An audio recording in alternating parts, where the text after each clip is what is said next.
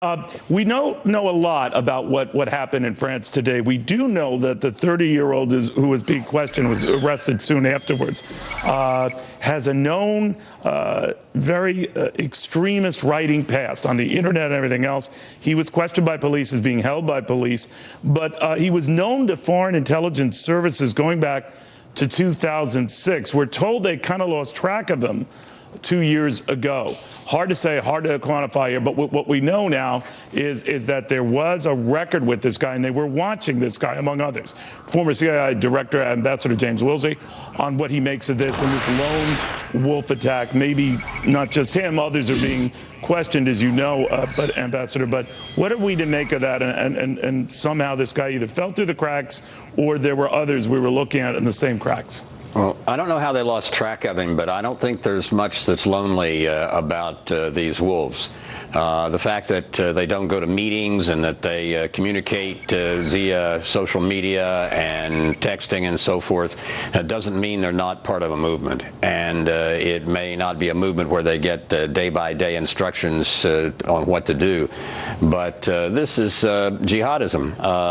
Most of what we're seeing so far, since they're killing Shia as well as Westerners, is Sunni jihadism, and it's quite possibly related to either al-Qaeda or ISIL or both. But this same amount of noise, Ambassador, is what we heard prior to the Charlie Hebdo attacks some 6 months ago that claimed 20 lives, including some of the attackers. But how did, without giving away, state and international secrets, how do we track that sort of thing? And then how, in this case, could it be that we drop it or we don't connect the dots?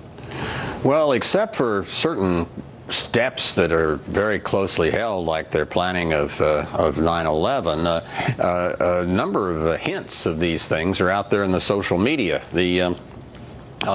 We probably have more NSA people learning Twitter and how to tweet these days than anybody ever thought would be the case a couple or 3 years ago. So I think that, but what we do collect is sometimes not all that reliable or thorough, and we do the best we can. But these are movements driven by a theological, totalitarian, genocidal set of views. But these coordinated. The reason why I ask, and we don't know a lot yet, we know that it's weird how all of this occurred the same day, but in Tunisia, an attack on a hotel, mostly tourists were victims there, 28 known dead. Could be many more but when they count things up. But I'm wondering, is this their modus operandi now? Operating in concert, simultaneous attacks, a concern for us next week around the 4th. You know the drill. Right. Well, they said they were going to pick up the pace during Ramadan.